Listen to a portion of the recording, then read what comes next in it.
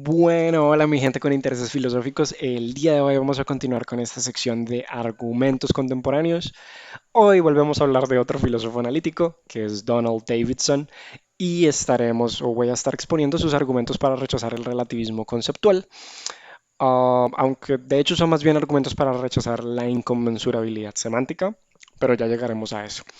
Como breve contexto, Davidson fue un filósofo estadounidense, murió hace relativamente poco, 20 años, en el 2003, a causa de un paro cardíaco después de una cirugía de rodilla. Es una muerte bien particular, yo lo sé. También fue profesor de varias universidades, dos de ellas de renombre internacional como Stanford y Princeton, y es uno de los filósofos que más se usan dentro de la filosofía analítica para dialogar con la mal llamada filosofía continental, muy entre comillas lo de filosofía continental. A mí no me gusta mucho ese término, me parece que es bastante desorientador.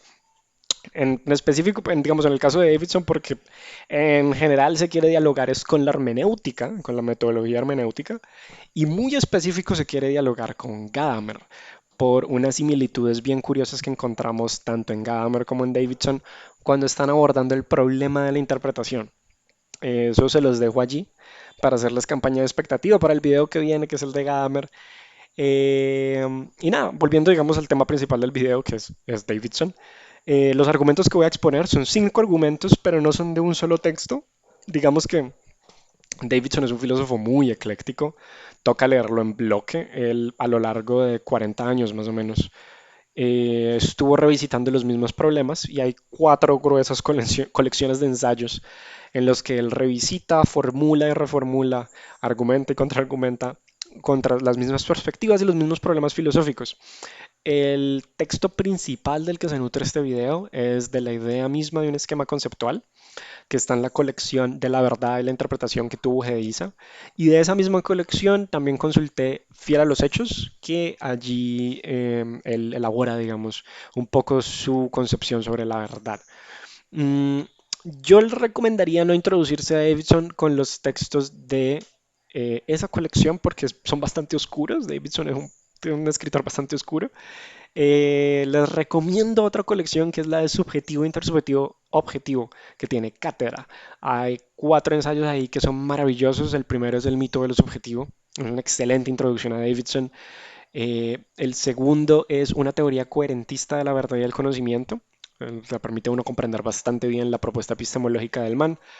El tercero sería el contenido empírico, que siento que te ayuda bastante a comprender contra quién o contra quiénes él está, digamos, discutiendo a nivel filosófico. Y el cuarto ensayo es mi ensayo favorito de Davidson. Se titula Tres variedades de conocimiento. Es una joya ese ensayo si tienen la oportunidad de leerlo, ya sea para sus clases o por gusto personal, léanlo. Y finalmente, un comentarista que sí me gusta mucho y que de pronto si tienen, digamos, curiosidad por ver las similitudes entre Davidson y Gadamer o si quieren profundizar un poco más lo de la inconmensurabilidad semántica, es la ponencia Davidson-Gadamer Incommensurability and the Third Dogma of Empiricism del profesor David Vesey. Espectacular, es un ensayo en el que él retoma los cinco argumentos que yo voy a poner aquí de Davidson y además de eso le suma dos argumentos de Gadamer en contra de la inconmensurabilidad semántica y sirve mucho para ver, digamos, las similitudes que ambos tienen con respecto a la interpretación. Bueno, yo creo que eso basta en introducción. Ya podemos entrar en materia. Entonces, ¿cuál es el problema? Davidson abre el mito de lo subjetivo con esta frase: las mentes son muchas, la naturaleza es una. Eso es, siendo justos con Davidson, un poco trivial, ¿no? Como que pues sí, claro, en la medida en que cada quien tiene, entre comillas, una mente y una historia de vida diferente, pues también cada quien tiene su propia perspectiva sobre el mundo. Eh, a veces, y esto es, digamos, algo que es bastante familiar, ¿no? Nos encontramos con una persona que es muy diferente a nosotros, ya sea por su etnia, por sus costumbres, por su religión, por su ideología política o por las porciones de conocimiento a las que tiene acceso. Y eso dificulta de diversas maneras y en diversos grados la comunicación entre esa persona y nosotros, ¿no?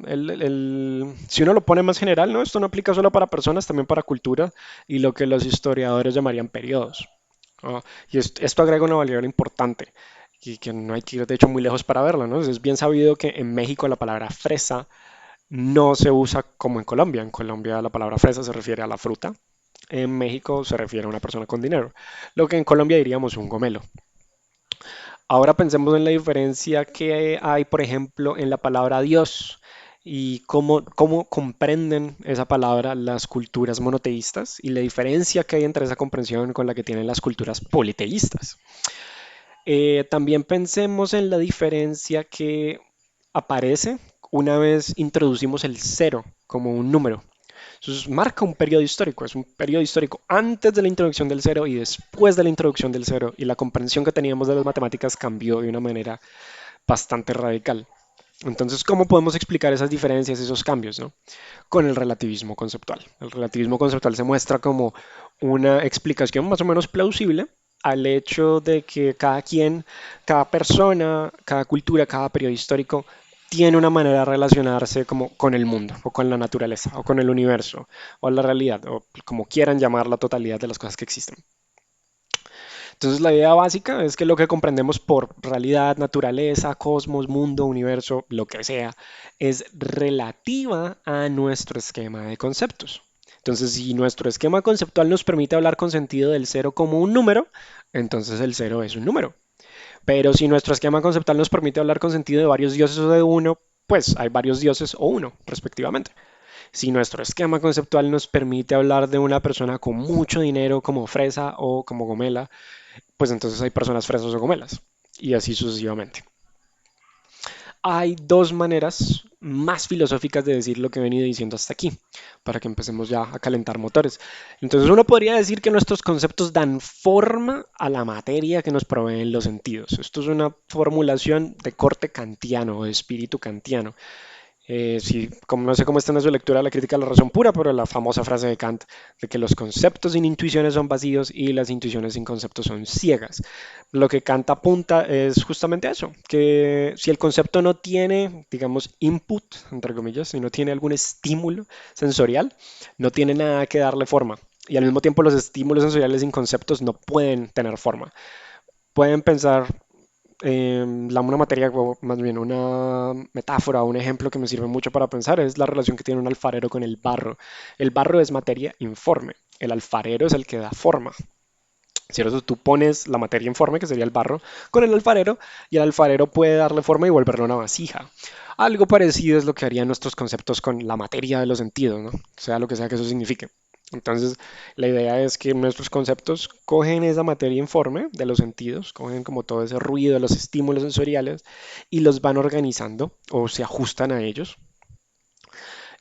Otra manera, digamos, de formular esto, un poco más contemporánea, es la de que nuestros conceptos interpretan los datos de los sentidos o los datos que se dan en nuestra mente. Esto es una formulación muy parecida a la que uno puede encontrar en Clarence Lewis, por ejemplo. Y es como medio de corte fenomenista, así como estilo Carnap. Esto lo pueden pensar más como el cine, ¿no? Una película no reproduce el movimiento de suyo, son un montón de fotos que cuando las ves o cuando tu mente las interpreta como movimiento, ¿cierto? La idea es que, bueno, nosotros escuchamos o vemos ondas de luz, nosotros escuchamos alteraciones, digamos, del aire con cierto timbre, ritmo y lo que sea. Y nuestra mente interpreta esas, digamos, vibraciones como hablar, o nuestra mente interpreta esos rayos de luz como colores, etcétera, etcétera, ¿no? Les da como esa cualidad de tener propiedades, pues, por así decirlo. Entonces, lo que hay de fondo a estas dos maneras de hablar es una división entre el esquema conceptual, por un lado, y el contenido empírico por el otro. Entonces, pensemos en la persona que nos dice que cada civilización tiene una perspectiva sobre la realidad o lo que sea, ¿cierto? Es algo que perfectamente podría decir un historiador.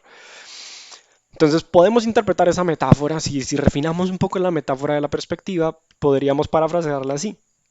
Cada civilización tiene un esquema conceptual con el que da forma o interpreta la realidad, ¿no? Entonces la realidad provee un contenido empírico, que es esa materia o esos datos de los que estaba hablando, y el esquema conceptual de esa civilización les da forma o les interpreta de tal y cual manera.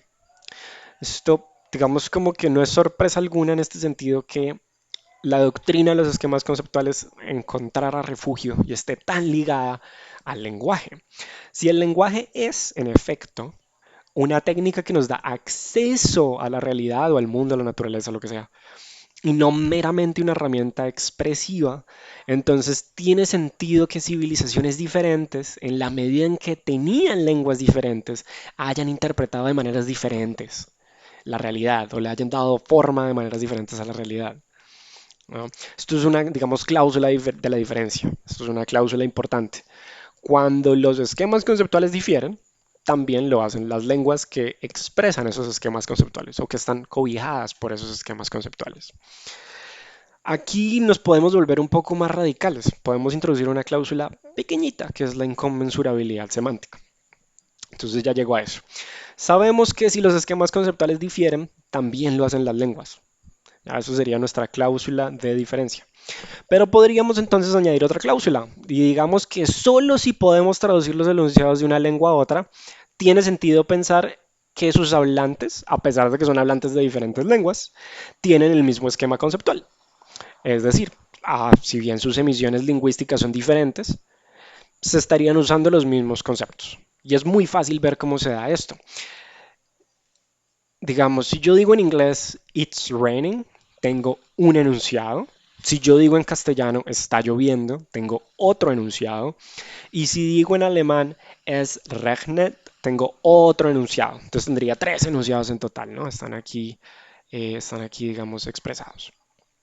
Ahora bien, al final todos esos expresados, qué pena, al final todos esos enunciados expresan lo mismo. A pesar de esa variación lingüística, todos expresan lo mismo, sin importar si ese expresar lo mismo es expresar el mismo significado o expresar la misma proposición, como decimos los analíticos, dicen lo mismo. ¿Y por qué dicen lo mismo? Porque son verdaderos en las mismas ocasiones.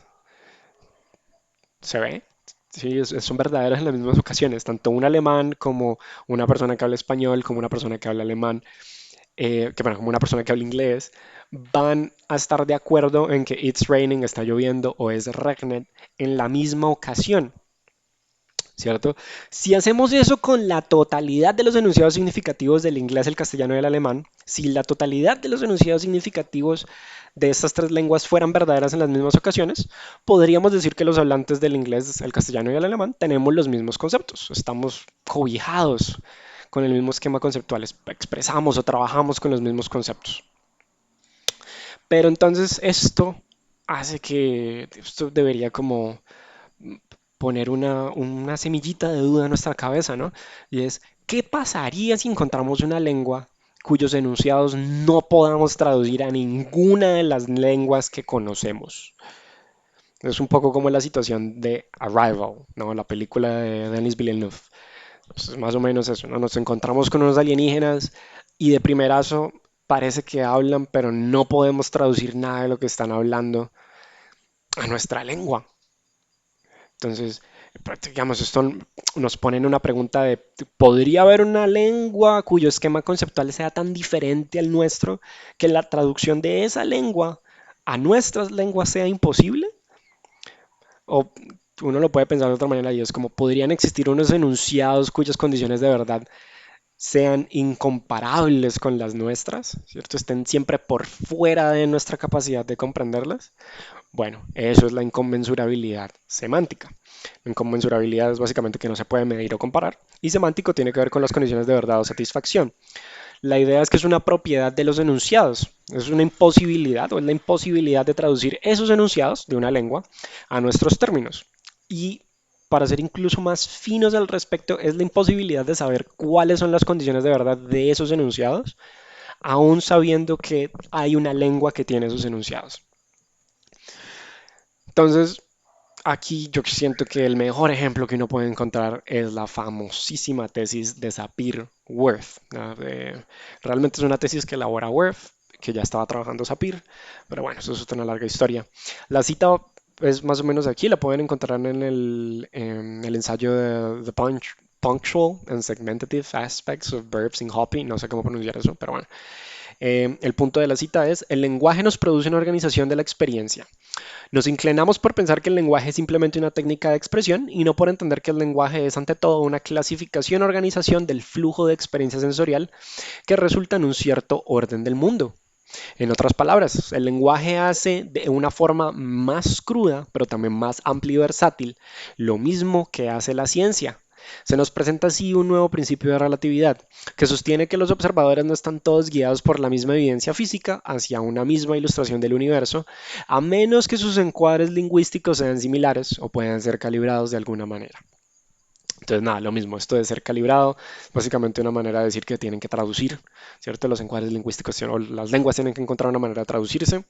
ah, y lo mismo, aquí encontramos, digamos, lo de la relación que tiene el lenguaje con la experiencia o con la realidad de básicamente darnos un acceso epistémico. Lo mismo ocurre si tienen familiaridad con la filosofía de la ciencia con Kuhn, también con Feyerabend. Kuhn dice en la estructura de las revoluciones científicas lo siguiente, esto es el capítulo 10, si no estoy equivocado, y es cuando cambian los paradigmas, el mundo mismo cambia con ellos. Guiados por un nuevo paradigma, los científicos adoptan nuevos instrumentos y buscan en lugares nuevos, pero también ven cosas nuevas y diferentes al mirar con instrumentos conocidos y en lugares en los que ya habían buscado antes. Los cambios de paradigma hacen que los científicos vean el mundo de investigación que les es propio de manera diferente. En la medida en que su único acceso para ese mundo se lleva a cabo a través de lo que ven y hacen, podemos desear decir que después de una revolución, los científicos responden a un mundo diferente. En este sentido es que Kuhn, por lo menos, y Feyerabend también hablan de que las teorías científicas son inconmensurables. Es decir, que tú no puedes trasladar el vocabulario de los enunciados significativos de una teoría científica a la otra porque hacer eso es directamente no respetar las condiciones de verdad de la teoría científica. La teoría se vuelve algo holístico, como que no puedes separar los enunciados como si fueran piecitas de Lego. Tienes que tener toda la estructura para poderla entender. Y si ese es el caso, pues la teoría no puede compararse con las teorías subsiguientes o anteriores. Entonces, estos son dos ejemplos clásicos de la inconmensurabilidad semántica, digamos. Uno sería en términos lingüísticos, que es la tesis Sapir-Whorf. Otro sería en términos de filosofía de la ciencia, que es la tesis de Kuhn, o también de Feyerabend, dependiendo de cómo uno lo quiera ver. Que creo que Feyerabend habla más de esto, creo que es contra el método, y si no, será en Adiós a la razón. Pero, bueno, digamos, la idea se entiende. Entonces, ¿por qué se hace tanto énfasis tanto en Feyerabend como en Kuhn, como en Sapir, como en Whorf? ¿Y por qué Davidson también hace tanto énfasis en la traducción de los esquemas, en la traducibilidad o en las lenguas que expresan esos esquemas más bien? Esto es realmente una excusa, ¿no? No es tanto que nos interese poder traducir las lenguas como enfatizar en los criterios de identidad de los esquemas. Es decir, lo que queremos es saber cuándo un esquema conceptual es mismo, cuándo un esquema conceptual es el mismo y cuándo tenemos esquemas diferentes. Claro, entonces sería el mismo esquema, como ya es obvio, por la cláusula de identidad, si podemos traducir las lenguas. Y sería diferente, como ya es obvio por la cláusula de la diferencia, si no podemos hacerlo. ¿Cierto? Entonces aquí hay que tener en cuenta, ya para introducirnos un poco a los argumentos de Davidson, lo que se conoce usualmente como el lingualismo o la tesis lingualista, que es básicamente que los seres humanos no podemos perder la condición de hablar y retener al mismo tiempo el poder del pensamiento. Eso es básicamente una manera muy complicada de decir que digamos, pensar y hablar son habilidades interdependientes. No puedes pensar sin tener una lengua y no puedes tener una lengua si no piensas. Un gran ejemplo de esto es los estudios que se han hecho tanto con niños ferales como con niños que no habían podido aprender braille, por ejemplo, que básicamente se muestra que al niño aunque responde, digamos, de maneras complejas a los estímulos del medio ambiente, es una vez adquiere el lenguaje que logra, digamos, un acceso mucho más profundo a la realidad. Ya no depende meramente de la estimulación. Al desarrollar o al adquirir el lenguaje, ya sea el español, el inglés o el braille o lo que sea, el niño también adquiere una manera de pensar, adquiere pensamiento. Entonces, esto es importante para los argumentos que vamos a ver, porque si los esquemas conceptuales están expresados en las lenguas, nadie podría comparar los esquemas conceptuales desprendiéndose del suyo, ¿no? Porque hacerlo sería dejar su lengua y por lo tanto dejar de pensar. Entonces, la comparación se tendría que llevar, por definición, dentro de un esquema conceptual. Y ahí la metáfora de dentro de un esquema conceptual no es nada más que decir que tenemos que presuponer o simplemente aceptar el esquema conceptual propio, el familiar, para poder hablar y pensar y a partir de ahí tener que llevar la comparación. ¿No? Ya independiente cuál sea ese esquema, que si es más familiar o si es más simple, bueno, lo que sea, no, no importa, esos son pormenores. El punto es que no podemos renunciar a nuestro esquema conceptual, porque renunciar a nuestro esquema conceptual es renunciar a la manera en la que hablamos y renunciar al habla es renunciar a pensar, bueno, al poder del pensamiento. Ahora sí, ¿cuál es el problema de Davidson con el relativismo conceptual? Bueno, realmente Davidson no tiene un problema con el relativismo conceptual, aunque sí es cierto que en muchos de sus textos dice que sí, de manera explícita. Él dice que sí y de hecho, por lo menos en la idea misma de un esquema conceptual, él dice que va a argumentar en contra de la relatividad conceptual y lo mismo en el mito de lo subjetivo. Aún así, después de haberlo leído bastante, más bien Davidson está llevando una batalla campal, por así decirlo, contra dos presupuestos, contra dos, digamos, ideas que tienes que asumir como verdaderas para formular el relativismo conceptual. El primero, el primer presupuesto es lo que ya expuse como la inconmensurabilidad semántica. A Davidson le interesa argumentar en contra de la idea de que puede haber una lengua que no podríamos traducir. Y el segundo sería una interpretación más o menos moderna, una herencia moderna de los conceptos de subjetivo, en lo que lo subjetivo es algo interno y privado, y de objetivo, en lo que el objetivo es algo externo y público. Entonces, eso es realmente contra lo que Davidson se está enfrentando. A eso es a lo que realmente los argumentos van.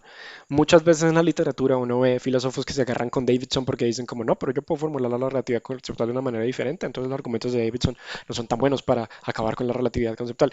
Y pues sí, pero es que directamente lo que Davidson está tratando de atacar no es la relatividad conceptual, sino la inconmensurabilidad semántica y una interpretación muy concreta de los conceptos de subjetivo y objetivo. Como que la relatividad conceptual es una excusa a lo mucho, así como la traducción de las lenguas es una excusa para poner énfasis en los criterios de identidad de los esquemas. ¿Ok? Ya con eso claro podemos pasar a los argumentos. Entonces, primer argumento de Davidson es bastante, muy derecho, es muy directo. Para que esos esquemas conceptuales difieran, es necesario que difieran sobre algo, ¿no? De lo contrario, no tiene sentido decir que difieren. No puede haber un fallo total de la traducción en ese sentido. El desacuerdo, digamos, siempre es local, no global. ¿No? En la misma idea del desacuerdo ya presuponemos algo en común que permite que las diferencias cuenten como diferencias. ¿No? El desacuerdo, dice Davidson, solo aparece cuando está fundamentado en el acuerdo. ¿No? Eso es más o menos esa es la idea de que un marco de traducción generalmente exitoso proporciona lo necesario para hacer inteligibles los fallos. Entonces, bueno, para que haya ese acuerdo tenemos que presuponer el acuerdo, es decir, tenemos que estar en desacuerdo sobre algo.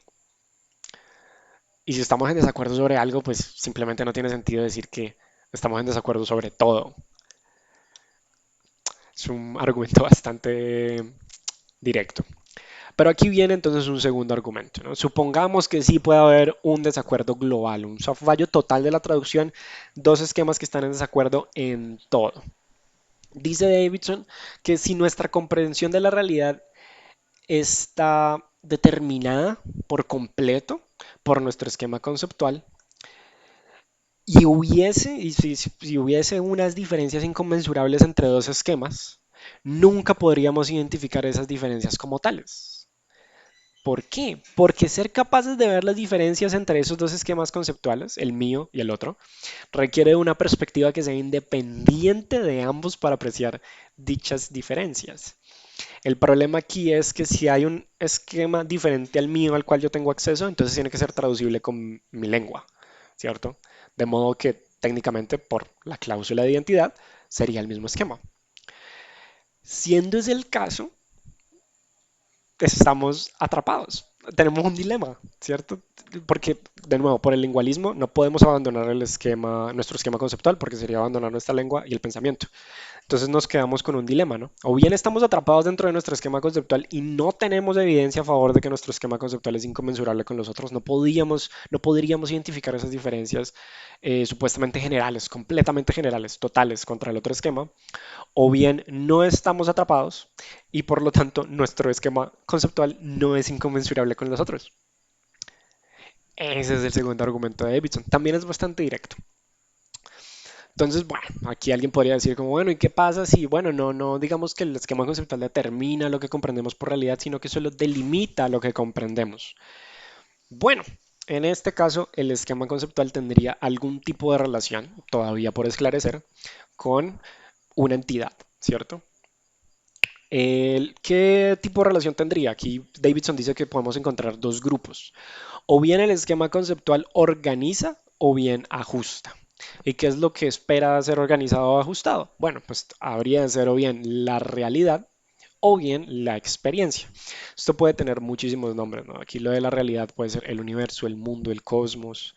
Aquí lo de la experiencia puede ser la totalidad de nuestros estímulos sensoriales, las impresiones de los sentidos. O pónganle los nombres que uno le ponga, la idea sigue siendo lo mismo, ¿no? Que hay una relación, ya sea de organización o ajuste, con unas entidades. Entonces, bueno, aquí dice Davidson, bueno, la noción de organización, y este es el tercer argumento, solo aplica a pluralidades.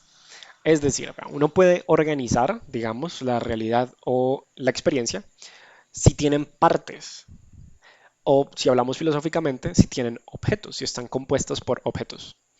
Pero si esto es así, entonces podemos o bien superponer nuestra ontología de objetos con la lengua que queremos traducir, es decir, si digamos en español tenemos una ontología de objetos en el que por lo menos los objetos tienen género, la botella, el puente, la mesa, el escritorio, y nos encontramos con una lengua como en el inglés, the, ¿cierto? El artículo the o the, dependiendo del énfasis que uno quiera hacer. Uno igual puede superponer la ontología, digamos, que tiene género para los objetos y la ontología, entre comillas, sin género, gramatical para los objetos. E igual, en la medida en que los objetos son los mismos, podemos lograr la traducción entendiendo, digamos, ese pequeño fallo. Entonces, bueno, por un lado podríamos simplemente superponer nuestra ontología, superponer lo que una lengua dice que hay sobre la otra para ver cómo, digamos, cómo ambas se encuentran y qué diferencias encontramos, ¿no? Esto es una relación que uno llevaría a un nivel lógico, ¿no? Es una relación que uno encontraría con los predicados, los operadores y las variables de la lengua, lo que uno podría llamar la estructura lógica y profunda de una lengua. Otra opción, dice Davidson, es que podemos asumir que el principio de individuación de la lengua que queremos traducir es como el nuestro, porque si estos hablantes supremamente extraños del esquema conceptual que es inconmensurable con el nuestro pueden reaccionar por lo menos al sonido de una guitarra o de un piano, o pueden reaccionar al hecho de que alguien se acerca a ellos o que nosotros nos acercamos a ellos, ya sea porque piensan que tenemos buenas o malas intenciones. Si ellos pueden hacer eso, sin duda alguna están individuando, pero si están individuando, pues podemos simplemente asumir nuestro principio de individuación y luego ir trabajando las diferencias. Entonces, bueno, por ese lado, la noción de organización no parece ser muy útil porque en todo caso termina dejándonos con lo mismo, que sí podríamos traducir. Pasemos entonces a la noción de ajuste. Aquí, en vez de hablar de, digamos, la estructura lógica y profunda, tendríamos que hablar de los enunciados de una lengua. Son los enunciados los que se ajustan o se usan para ajustar, ¿no? Ellos son los que se corresponden con la realidad o los que enfrentan al tribunal de la experiencia, para robarle la metáfora de Kant. Entonces, ese conjunto de enunciados tendría que estar respaldado por la evidencia, ¿cierto? La realidad o la experiencia son dicha evidencia, esa es como la idea. Entonces aquí hay un problema, ¿no? Una manera de verlo, o la manera en la que al menos yo lo comprendo, es que realmente no estás agregando nada al argumento. O sea, como que estamos diciendo como sí, ok, dos esquemas conceptuales pueden ajustar la realidad o la experiencia, ambos pueden ser verdaderos, y la realidad o la experiencia proveen la evidencia necesaria para el ajuste, ¿no? Si hay un ajuste exitoso, pues hay verdad. El problema es que hablar de evidencia no agrega nada al argumento porque simplemente hemos asumido que hay una fuente última de justificación, que en este caso esa fuente última de justificación sería la realidad o la experiencia que proveen evidencia, ¿cierto?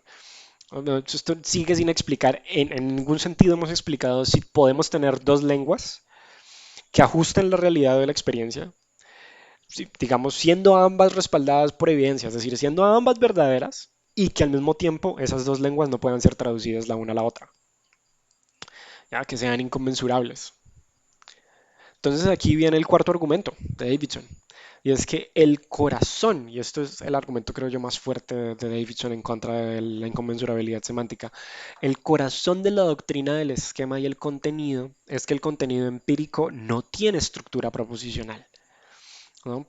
Esa estructura proposicional la agregamos nosotros con nuestro esquema conceptual, ¿cierto? Entonces la materia es informe, los datos están ininterpretados. Pero si ese es el caso, no está claro cómo algo sin estructura proposicional podría estar en una relación de justificación, podría ser evidencia a favor de algo que sí tiene estructura proposicional, como lo son las creencias, que es como el tipo de actitud psicológica o el actitud proposicional que más nos interesa, digamos, en términos de justificación o en términos epistémicos de lo que podemos conocer. Entonces, sí se ve el problema, ¿no? Es como que si el mundo, como dijo Kant, si las intuiciones, si la realidad, si la experiencia es ciego, si no tiene estructura proposicional, ¿cómo es que va a ser evidencia a favor de algo? Para estar en una relación de justificación, debes tener estructura proposicional, porque la justificación es algo que se da entre creencias. Si uno abandona esa idea, ¿cierto? De que la experiencia de la realidad justifica la creencia, se hace claro de, incluso si hay una realidad o si tenemos experiencias, lo cual me parece ciertamente trivial, tan solo las causan. Y eso es importantísimo. No es que la experiencia y la realidad justifiquen una creencia, solo la causan.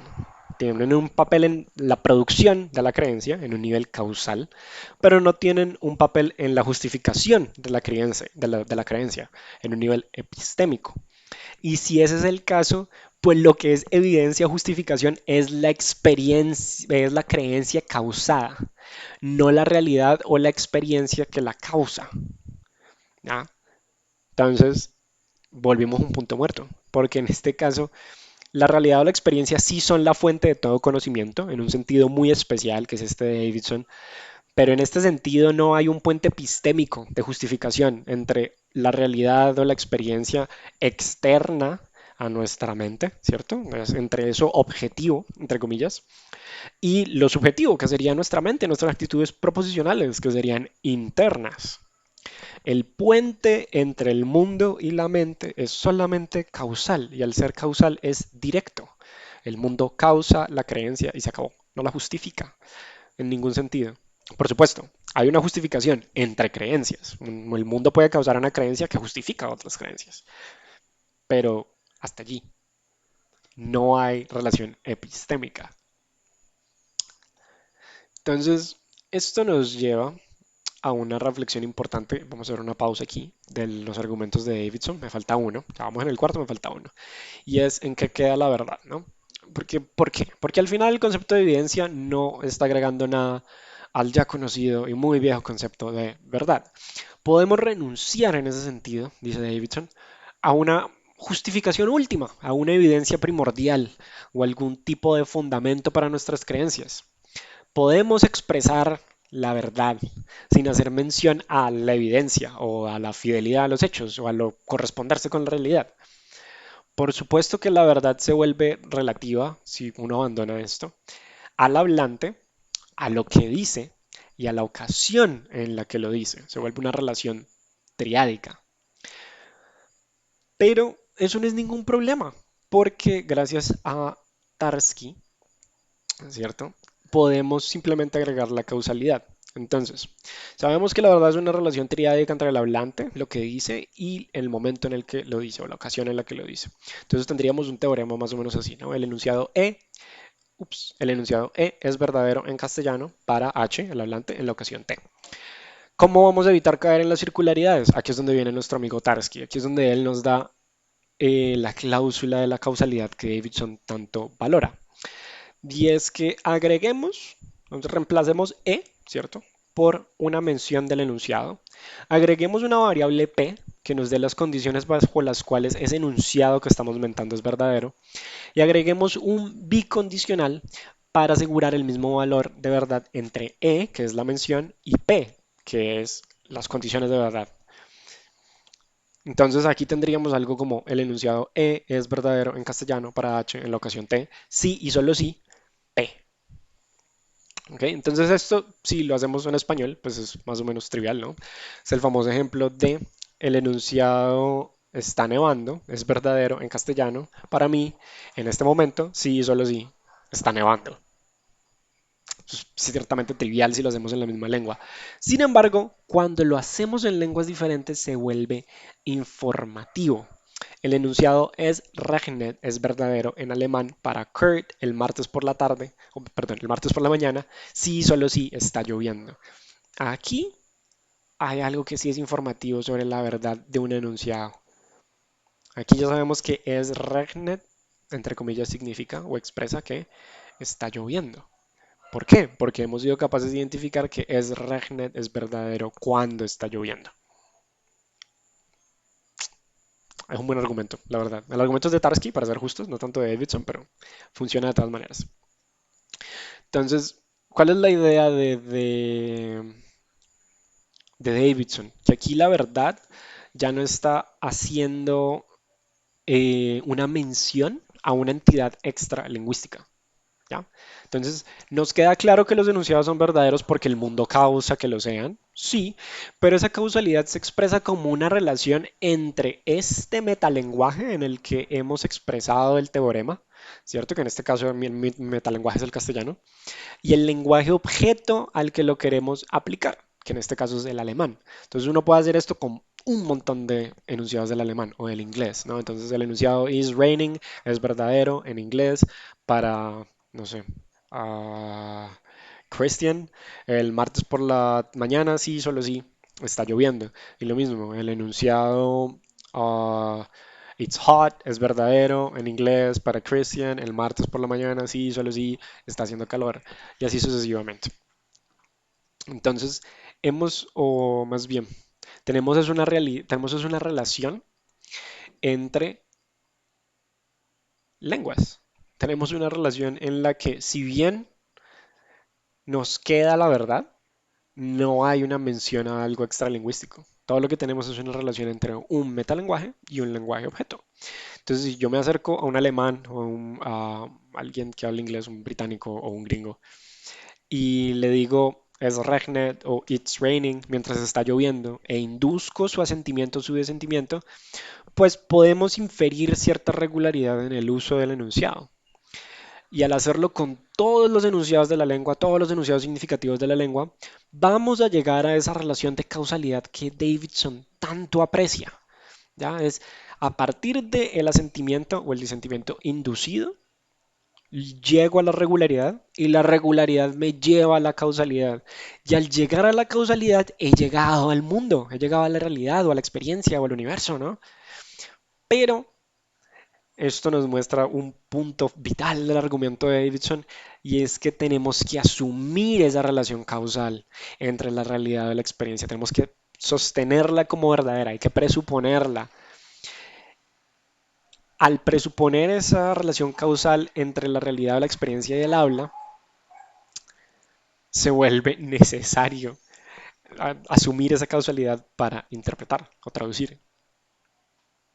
Entonces, en este sentido, y solo en este sentido, basta, es suficiente con que identifiquemos una actividad cualquiera como conducta de habla para saber que podemos traducirla a una lengua.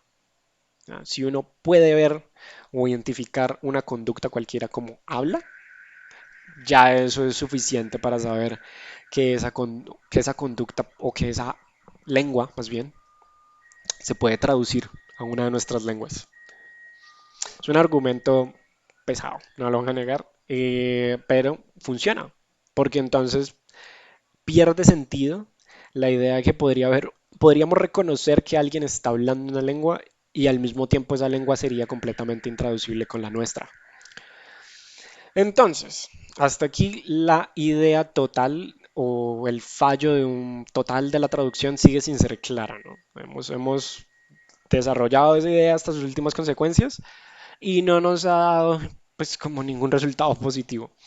Probemos suerte con la idea de un fallo parcial de la traducción. Aquí se introduce una variable que antes no teníamos y es que podemos hacer cambios y contraposiciones en los esquemas conceptuales, ¿cierto? Gracias a la parte que sí podemos traducir. Es decir, ya en el fallo total no hay ninguna cantidad de enunciados que se pueda traducir de una lengua a la otra. En el fallo parcial hay una clase que sí se puede traducir y una clase que no se puede traducir sin importar, digamos, las asimetrías, ¿no? Como que tanto se puede traducir, ¿no? Como que, bueno, se sabe que hay al menos una clase que podemos traducir y hay al menos otra clase que no podemos traducir. Entonces, ¿qué necesitamos para dar una solución que abarque esta nueva variable, ¿no? Que es la posibilidad de hacer cambios y contraposiciones en los esquemas. Bueno, según Davidson, lo que necesitamos es una teoría de la traducción o de la interpretación que no suponga significados, conceptos o creencias. Es una teoría que tiene que partir desde cero. Y lo más importante que lo acabo de decir es que tiene que separar el significado de los conceptos y las creencias. ¿Por qué? ¿Por qué necesitaríamos esto? Porque el habla de un ser humano solo puede ser interpretada por alguien que sepa lo suficiente acerca de las actitudes psicológicas del hablante y dichas actitudes psicológicas son imposibles de individuar y por tanto de conocer sin la interpretación del habla. Entonces, interpretar el habla ya presupone el conocimiento de las actitudes psicológicas, pero interpretar las actitudes psicológicas presupone el comportamiento, el conocimiento del habla. Y si ese es el caso, si simplemente nos enfrentamos con una lengua por primera vez, ¿cierto? El caso de Arrival, somos Luis, llegamos y vemos unos alienígenas y creemos que están hablando, pero no sabemos ni qué están diciendo, ni sabemos qué están pensando, pues ¿qué hacemos? Tenemos es un problema de dos incógnitas. Entonces, es claro, ¿cierto?, que debemos tener una teoría que simultáneamente tenga en cuenta las actitudes psicológicas, ¿cierto?, e interprete la habla sin suponer alguna de las dos. Entonces, aquí Davidson va a seguir a Quine, que Quine tiene un artículo que se llama Traducción e Interpretación, si no estoy equivocado, pero realmente ese artículo terminó convirtiéndose en el segundo capítulo del libro Palabra y Objeto, en el que él habla de la traducción radical que más adelante Davidson convirtió en la interpretación radical. Para ambos, para Davidson y para Quine, podemos aceptar, sin caer en circularidades ni presunciones, ¿cierto? La idea de aceptar como verdadero un enunciado, ¿cierto? Esa es la evidencia básica, es evidencia presemántica. El asentimiento o el desentimiento provocados es evidencia presemántica. Si yo voy y le digo a alguien que habla inglés como it's raining mientras está lloviendo y el hablante de inglés me dice, me mueve la cabeza como si adelante, pues, que si me dijera yes, quedamos en las mismas, pero si me dijera como ok, sería sentimiento, pero si voy y le digo it's raining mientras está por lo menos nevando, me hace como y me mueve la cabeza de derecha a izquierda, podríamos decir que está disintiendo con lo que digo. Entonces tenemos esa evidencia presemántica. Tenemos el asentimiento y el desentimiento y nos ayudarán ellos a desenterrar los significados y las actitudes psicológicas de los hablantes. Entonces, um, aquí digamos, tenemos que despejar estas dos incógnitas, la actitud por un lado y el significado por el otro. Entonces, nosotros sabemos por así decirlo, que el enunciado E es verdadero. Nosotros sabemos que it's raining es verdadero cuando está lloviendo, ¿cierto? Sin embargo, no sabemos realmente el significado de E ni las actitudes psicológicas del hablante que emite ese enunciado, ¿cierto? Nuestro conocimiento del asentimiento y del sentimiento provocado se usa, digamos, para nutrir tanto la teoría del significado para los enunciados de la lengua L como la teoría de las actitudes psicológicas de sus hablantes. Entonces, vamos a tratar de eh, ¿cómo decirlo? Vamos a tratar de construir una teoría viable de la creencia y del significado a partir de los enunciados que los hablantes consideran verdaderos. Entonces, para despejar una de estas dos incógnitas de una vez, podemos recurrir a lo que Davidson llama el principio de caridad, y es: supongamos un acuerdo general con respecto a las creencias. Es decir, vamos a asumir, vamos a asumir que lo que el hablante considera verdadero, el hablante que queremos traducir considera verdadero, las condiciones de verdad de esos enunciados son las mismas que tendrían si nosotros los dijéramos, si nosotros los mantuviéramos como verdaderos. Y aquí ya hemos despejado una variable. Al asumir el acuerdo de las actitudes psicológicas, podemos interpretar el habla. Y al interpretar el habla, podemos refinar nuestra interpretación de las actitudes psicológicas.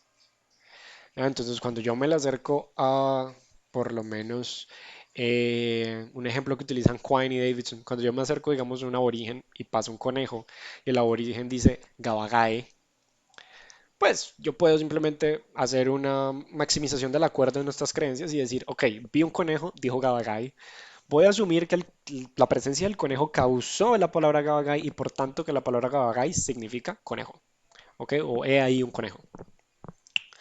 Esto, listo, ya cuando empezamos, digamos, luego se casa el conejo y yo le digo, digamos, le arranco una patica al conejo y se la muestro al aborigen y le digo, ¿Gabagay? Él me va a decir como, no, no, no, no, Gabagay. Me va a señalar todo el conejo. Ok, ya estamos 100% seguros que es todo el conejo. Siendo ese el caso, entramos, digamos, en un trabajo de calibración, como decía Worth, que es: al asumir el acuerdo, podemos interpretar el habla y al ir interpretando el habla, vamos refinando nuestra interpretación de las actitudes. Entonces, ya para esto vamos a el argumento o el último argumento de Davidson, que es el quinto argumento. Ya hemos visto, digamos, que el principio de caridad entonces no es como una opción, es una máxima pragmática de la interpretación y es un principio esencial para que una interpretación sea correcta. ¿Ya? En este sentido, no tiene sentido pensar que al aplicar el principio de caridad podemos caer en un error total o parcial, porque el error ni siquiera es factible todavía. Si no tiene sentido, porque, o sea, ¿por qué creen que es tan difícil interpretar un animal sin lenguaje? Es porque es muy difícil aplicar el principio de caridad. Quizás en parte porque no, y es algo que diría Davidson, como porque no tienen creencias. Yo no creo eso, pero sin duda alguna es muy difícil interpretar el comportamiento de un animal simplemente porque el principio de caridad no puede ser aplicado totalmente. Y en ese sentido, como que ni siquiera puede haber error parcial en algún sentido significativo. Como que podemos tener interpretaciones más o menos adecuadas al comportamiento de un animal, pero no es lo mismo interpretar el comportamiento de un gato o de un perro a interpretar el comportamiento de un ser humano. Sí, es muy diferente pensar que un ser humano está triste porque alguien muy cercano a él murió, a pensar que, no sé, tu gato está triste porque está enfermo. Son cosas completamente diferentes. Y siendo ese el caso, pues nuestro relativismo conceptual o la noción de esquemas inconmensurables está vacía. No, ya, como que aquí viene el quinto argumento y es que incluso si asumimos que la inconmensurabilidad no es global sino local, ¿no? Que hay una clase de enunciados que sí podemos traducir y otra clase de enunciados que no podemos traducir, no, no hay un criterio para identificar si el desacuerdo es simplemente una diferencia de opinión o si es una diferencia de esquemas conceptuales. Y esto es muy chistoso porque de hecho simplemente piensen en que, digamos, si mi mamá cree que Dios existe y yo no, pues no es como que tengamos diferentes esquemas conceptuales, es simplemente una diferencia de opinión. ¿Por qué no aplicaría lo mismo para las culturas o los periodos históricos? ¿No? ¿Por qué no aplicaría lo mismo para unas personas completamente extrañas, para una comunidad alienígena que llegara al planeta en este momento? ¿Por qué no? Si en últimas toda la evidencia que tenemos a favor es que alguien dice algo que es diferente a lo que nosotros decimos. Entonces, o bien esa persona usa las palabras como nosotros y tiene conceptos como nosotros, de modo que solo tenemos una diferencia de opinión, o bien esa persona usa las palabras de una manera completamente diferente y opera con un esquema conceptual completamente diferente al nuestro. Sin embargo, la única evidencia de que un esquema diferente está en juego es que la otra persona tiene creencias diferentes a las nuestras, que dice algo diferente a lo nuestro. Pero tener esas creencias diferentes, es decir, algo diferente, es simplemente insuficiente para concluir que hay otro esquema conceptual en juego. ¿Ya? Y aquí, en ese sentido, nunca estamos justificados en concluir inconmensurabilidad parcial a partir de un simple desacuerdo. Y ese es el quinto y el último argumento de Davidson. Entonces, ¿qué fue lo que hizo Davidson a modo de resumen? Sería errado decir que Davidson ha argumentado cómo es posible la comunicación entre dos personas con diferentes esquemas conceptuales. ¿Por qué? Porque no hemos encontrado ningún criterio de identidad para diferenciar entre esquemas. ¿Ok? No, no tiene sentido decir como diferentes esquemas conceptuales se pueden comunicar entre sí. Ese fue el argumento de Davidson. No, porque ni siquiera sabemos cuándo dos esquemas conceptuales podrían ser diferentes.